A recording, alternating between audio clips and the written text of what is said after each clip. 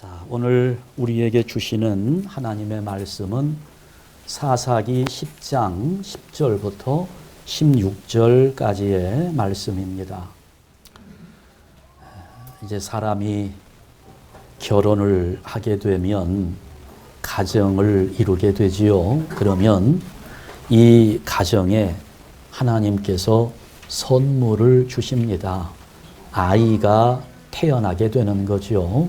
그 가정에 새 생명이 태어나면 그러면 그 가정은 이 아이 때문에 큰 기쁨이 생깁니다.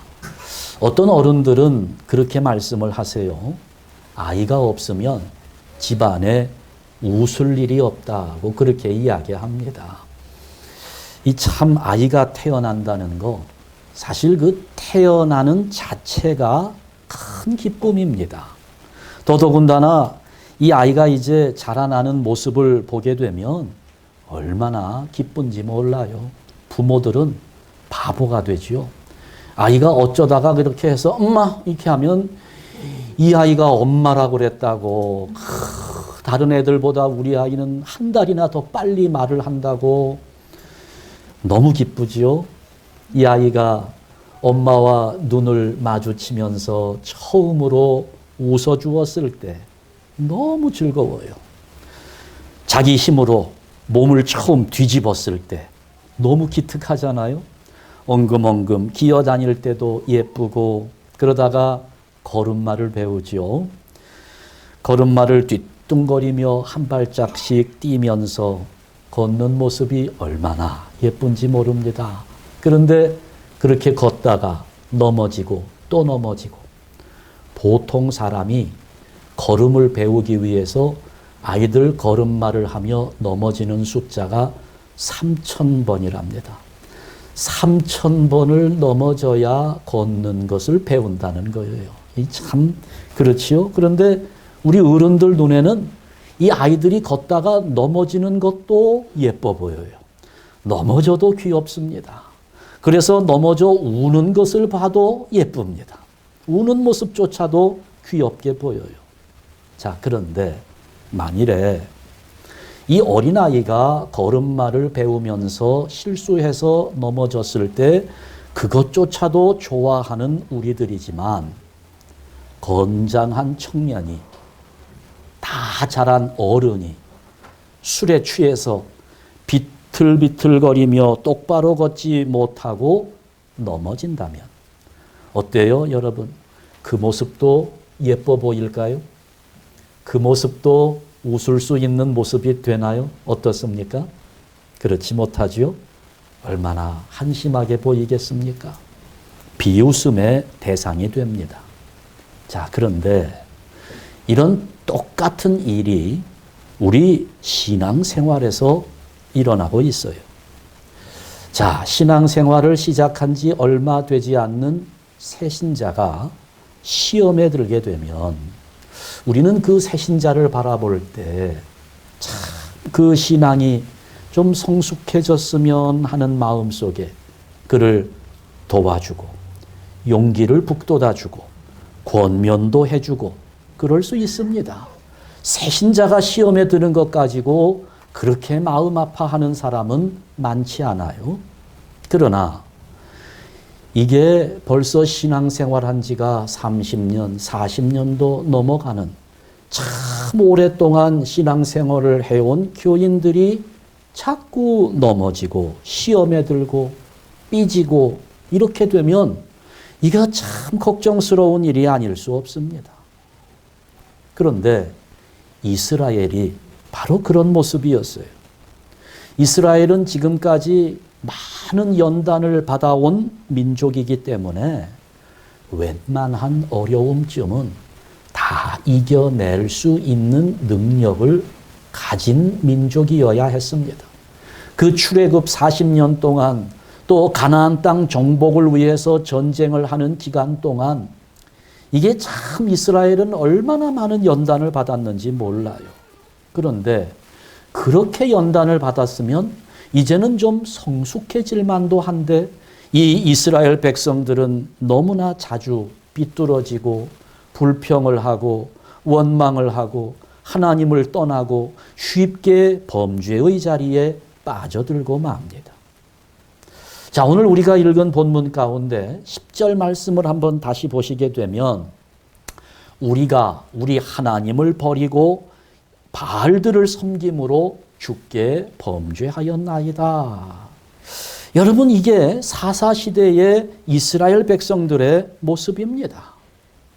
11절과 12절 말씀을 이렇게 읽어보면 하나님께서는 이스라엘이 어려울 때마다 블레셋으로부터 구원해 주시고 아말렉의 압제로부터 벗어나게 해 주시고 또 다른 이방 민족들이 이스라엘을 공격하고 힘들게 할 때마다 하나님은 그들을 구원해 주셨는데, 그런데 이 이스라엘은 문제가 해결되기만 하면 여지없이 하나님을 버리고 우상을 섬기는 자리로 떠나가 버린 겁니다.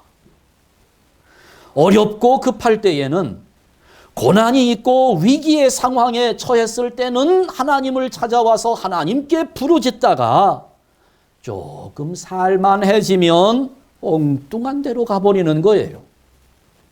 그래서 이제 하나님이 선언하십니다. 뭐라고 선언합니까?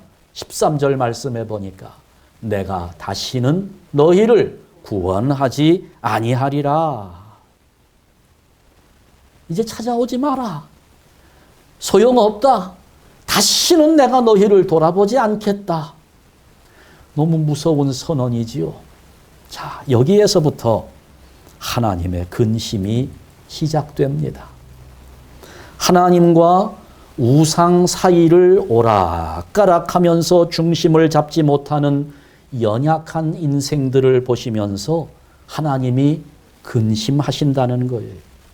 16절 말씀해 보니까 그렇게 기록하잖아요. 여호와께서 이스라엘의 곤고로 말미암아 마음에 근심하시니라. 자, 여호와의 근심. 과연 어떤 근심이겠습니까?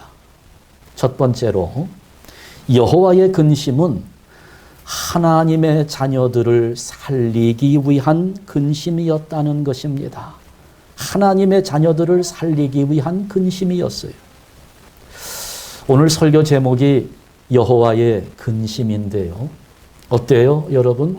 하나님이 근심을 하실까요? 안 하실까요? 하니까 여기 성경에 써 있겠죠. 그런데 우리 마음에는 이게 조금 불편해요. 아니, 하나님이 왜 근심을 하시나? 하나님이 근심을 하셔도 되나? 우리한테는 말씀하시기를 두려워 말라, 놀라지도 말아라, 아무것도 염려하지 말고 오직 모든 일에 기도와 간구로 너희 구할 것을 감사함으로 하나님께 아뢰라. 뭐 이렇게 말씀하시고 정작 하나님 당신 본인은 근심을 하고 계시는 거예요. 우리한테는 근심하지 말라고 하신 하나님이 왜 하나님은 근심을 하시느냐 그거죠. 네, 여러분, 그 근심과 이 근심은 차원이 다른 근심입니다. 우선 결론부터 말씀을 드리자면 하나님의 근심은 연약한 인간들을 향한 안타까움이라고 보시면 됩니다. 속상함이라고 보시면 되는 겁니다. 여러분, 우리 모습을 한번 보세요. 하나님이 왜 근심을 하시는지, 왜 하나님이 우리를 보면서 안타까워 하시는지 우리 모습을 보면 알아요. 어떻습니까? 예수님께서 요한복음 14장 1절 말씀에 보면 이렇게 말씀을 하셨어요. 너희는 마음에 근심하지 말라. 하나님을 믿으니 또 나를 믿으라. 근심하지 말라는 근거가 분명합니다. 왜 근심하지 말라고요? 하나님을 믿고 예수님을 믿고 믿음이 있으니까 근심하지 말라고 말씀을 하셨습니다. 그러면 예수님이 이렇게 말씀하셨으면 예수님을 믿는 우리는 그냥 근심하지 말고 평안하게 살아가면 됩니다. 그런데 여전히 불안이 있어요. 여전히 두려움이 남습니다. 예수님은 우리에게 분명한 약속을 주셨음에도 불구하고 여전히 우리는 확신을 가지지 못하는 겁니다. 그래서 바알들을 쫓아갔던 이스라엘처럼 우리 역시 엉뚱한 곳으로 발걸음을 옮기는 겁니다. 우리 교인들은 그런 사람들 없는데 어떤 분들은 예수를 믿으면서도 예수님의 약속이 확신을 갖지 못하겠으니까 점집도 찾아가 봅니다. 올해는 내 운수가 어떨지. 또 굿도 한번 해봅니다. 수요일 날에는 굿도 했는데 근데 그러다가도 또 뭔가 마음에 불안함이 있으니 주일 날에는 교회 찾아오고 화요일 날에 또 점집도 갔다가 여러분 우리가 점집은 안 가고 굿은 안 한다 할지라도 그렇잖아요. 우리가 어떻습니까?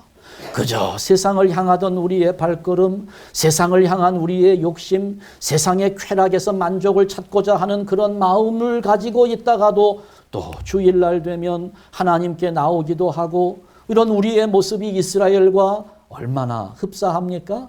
한쪽은 교회에다가 걸쳐놨는데 또 한쪽은 세상에다가 걸쳐놓고 왔다 갔다 오락가락 방향을 잡지 못하고 있는 우리들의 모습이잖아요. 엉뚱한 곳에 갔다가도 또다시 하나님께 나와서 기도하며 매달리기도 하고. 그러니 여러분 보세요. 우리가 바알과 같은 우상을 찾아다니면서 죄악 가운데 있을 때에는 하나님께서 내가 다시는 너희를 구원하지 아니하겠다고 선언을 했다가도 또 하나님의 백성들이 하나님께 나와 한 번만 살려달라고 애원하는 그런 모습을 보게 되면 우리 하나님의 마음은 마냥 괴롭고 근심스럽다는 겁니다. 여러분 여기서 분명히 알아야 될 거 있어요. 아까도 말씀드렸지만 우리의 근심은요, 능력이 없기 때문에 하는 근심입니다. 우리의 근심은 어떻게 해야 될지를 모르기 때문에 생기는 근심이에요. 이리 갈까 저리 갈까 차라리 돌아갈까 결정이 되지 않으니까 그것 때문에 하는 근심이지만 하나님의 근심은 능력의 한계 때문에 오는 근심이 아닙니다. 우유부단함에서 오는 근심이 아니에요. 하나님의 근심은 오직 우리들 하나님의 자녀들에게 주어지는 생명을 향한 근심이라는 사실을 기억하시기 바랍니다. 우리를 살리기 위한 근심이라는 거예요. 그렇기 때문에 우리가 이러한 하나님의 근심을 조금이라도 이해한다면 우리는 빨리 하나님께로 돌아와야 합니다. 엉뚱한 자리에 가 있다가도 돈 버는 자리에 가 있다가도 이 하나님의 근심하는 마음을 조금이라도 깨닫는다면 빨리 돌이켜서 하나님께로 달려 나와야 한다는 것입니다. 우리가 오늘 당하고 있는 어려움이 있어요. 고난이 있습니다. 그러나 이 어려움과 고난 속에는 우리를 연단하시는 하나님의 뜻이 있음을 깨닫고 빨리 하나님 앞에 나와서 이제는 더 이상 하나님의 뜻을 거역하고 살지 않겠습니다. 하나님의 뜻을 거역하지 않고 순종하며 살겠습니다라고 결단해야 되는 겁니다. 여러분, 이 시간 우리 한샘교회 성도 여러분들 모두 우리를 살리시려고 근심하시는 하나님 앞에 순종의 삶을 결단하는 믿음의 성도들 되시기를 주님의 이름으로 축원합니다. 두 번째, 여호와의 근심은 인생들을 긍휼히 여기시는 하나님의 마음입니다. 사실 이스라엘의 불신앙과 불순종이 어제 오늘의 이야기가 아니잖아요. 한두 번의 일이 아닙니다. 출애굽 이후에 지금까지 계속 반복되는 습관성 고질병이었습니다. 그러니 천지 만물을 창조하셨을 때 우리 하나님 보시기에 심히 좋았더라 하면서 기뻐하시던 그 하나님께서 이렇게 끊임없이 반복되는 죄악 속에 망가지는 인생들을 보며 안타까워하시는 겁니다. 지난날의 행위들을 보면 괘씸하기 짝이 없지만 또다시 돌아와서 애원하는 이스라엘을 보시며 근심하고 계신다는 이 대목에서 우리는 아주 중요한 점을 놓치지 말아야 합니다. 이제 다시는 너희의 부르짖음을 듣지 않겠다고 하신 하나님이, 다시는 너희를 구원하지 않겠다고 하신 그 하나님이 또다시 찾아와서 부르짖고 있는 백성들의 소리를 들으실 때 그러니까 이 하나님께서 백성들을 향해서 내가 이제는 너희 말 듣지 않겠다. 내가 너희를 구원하지 않을 테니까 너희들이 그동안 찾아다녔던 그 신들에게 찾아가서 한번 애원해봐라. 그 신들이 너희들을 살려줄지 한번 그들을 찾아가 봐라. 돌아가라. 나무라셨지만 내심 하나님께서는 이 백성들을 어떻게 할까 하시면서 근심하고 계신다는 거예요. 여러분, 여기에서 내려지는 결론이 바로 이겁니다. 기도하는 자에게는 그들의 이전 행위가 아무리 흉악하다 할지라도 다시 돌아오면 하나님은 또다시 사랑해 주시고 긍휼 베풀어 주시는 아버지의 마음을 갖고 계신 분이라는 겁니다. 여러분, 바로 이것을 우리가 믿는 겁니다. 하나님은 우리의 이전 행위보다는 지금 기도하는 믿음을 더 귀하게 여기시는 분이심을 믿으시기 바랍니다. 여러분, 지금 이 나라를 한번 보세요. 우리 주변 사회를 살펴보십시오. 어디에서도 하나님의 공의를 찾아볼 수 없는 시대가 되었습니다.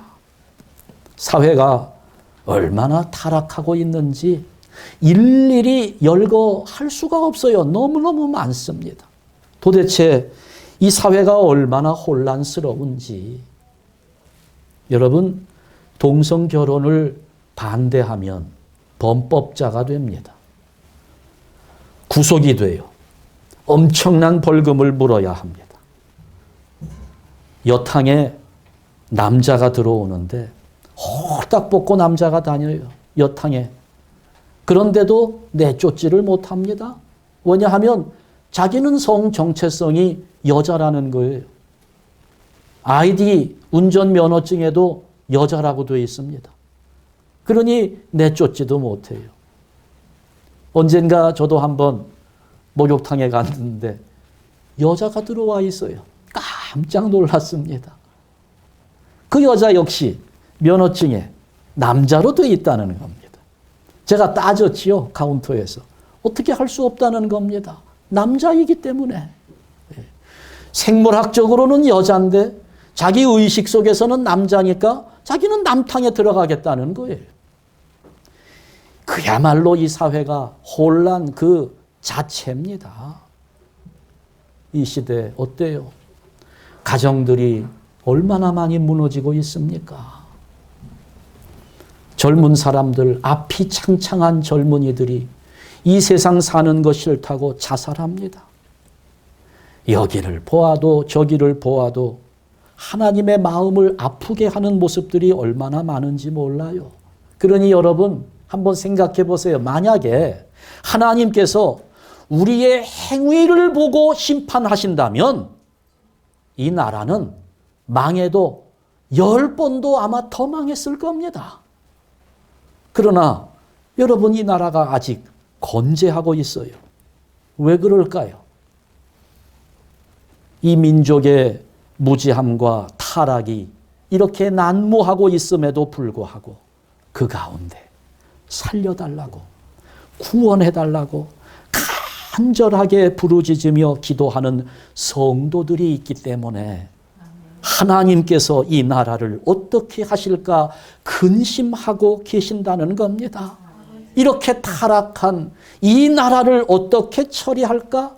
이들의 행위를 보면 벌써 심판해야 했지만, 그러나 또 이렇게 한편 기도하고 있는 성도들이 있으니 차마 심판의 칼을 대지 못하는 하나님의 긍휼하신 사랑 때문에 이 나라가 이렇게 계속 유지되고 있다는 겁니다. 여러분, 우리가 사는 길이 바로 여기에 있는 겁니다. 기도하는 자들 때문에 근심하시는 하나님의 사랑 밖에는 어디에도 살 길을 찾을 수 없는 것입니다. 이 나라가 사는 길, 우리 교회가 사는 길, 여러분의 가정이 사는 길, 회복되는 길은 오직 한 길, 긍휼하신 하나님께 기도하는 길 이외에는 없다는 사실을 믿으시기 바랍니다. 세 번째, 여호와의 근심은 하나님의 백성들을 차마 버리지 못하는 근심입니다. 하나님은 때로 우리들을 징계하시고 매를 들어서 때리기도 하시지만 여기에는 사랑하는 자녀들을 끝까지 포기하지 않는 하나님의 사랑이 담겨 있습니다. 가끔 우리가 그런 염려를 해요. 우리 모습이 워낙 모자라니까, 부족하니까. 하나님이 혹시 나를 버리시면 어떻게 하나? 여러분은 그 걱정해 본 적 없습니까? 죽어서 천국 문에 갔는데 하나님이 여러분을 반겨주실 것 같습니까? 외면하실 것 같습니까? 주님이 이 땅에 재림하셔서 구원받은 자들의 명부를 보고 이름을 쭉 불러주시는데 내 이름을 불러야 할 때 내 이름이 과연 불리어질까? 자신이 있습니까? 하나님이 나를 버리시면 어떻게 하나? 주님 앞에 섰는데 주님께서 혹시 나를 모른다고 하시면 어떻게 하나? 우리가 한 짓이 있으니까. 그러나 여러분 꼭 기억하십시오.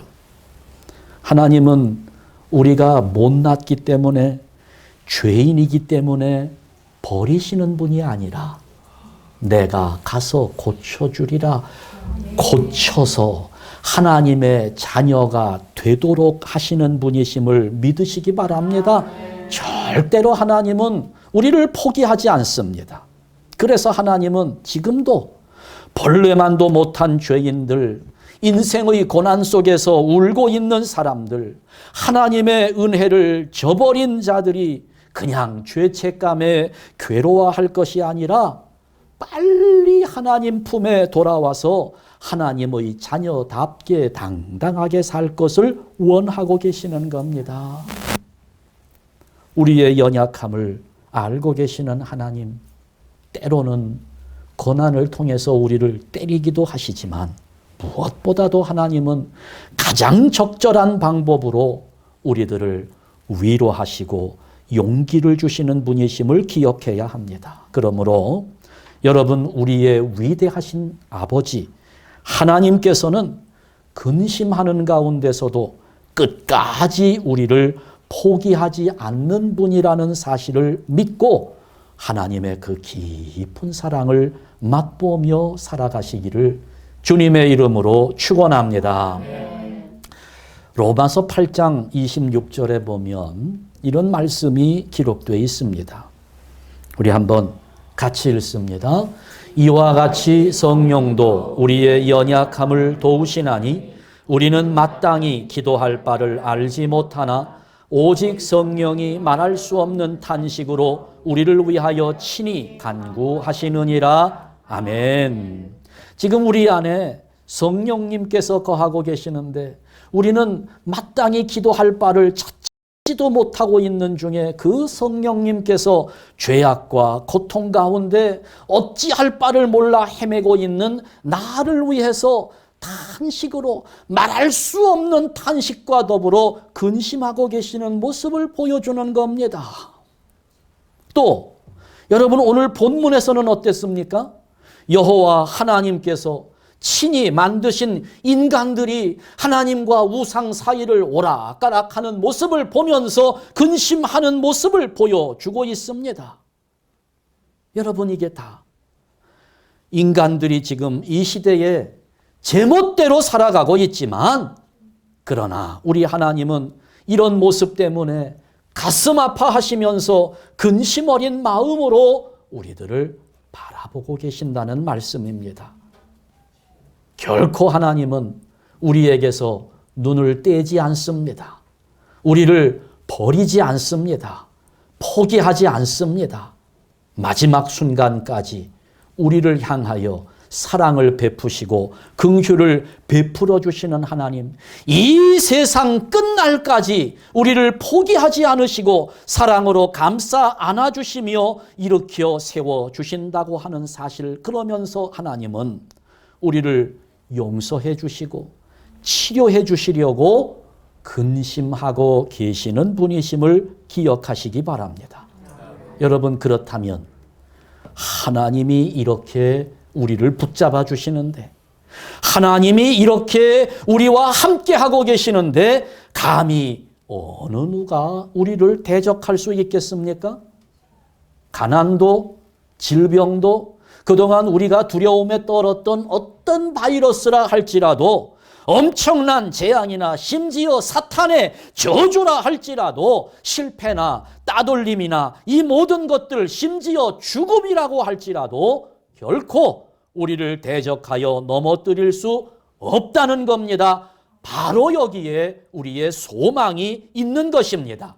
우리의 생명을 위하여 근심하시는 하나님이 계시기 때문에 여러분, 그 하나님을 믿고 가는 겁니다.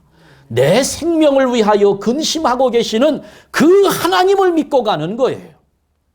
우리 한샘교회 성도 여러분들, 이 믿음을 가지고 승리하시기를 주님의 이름으로 축원합니다. 우리 기도하겠습니다.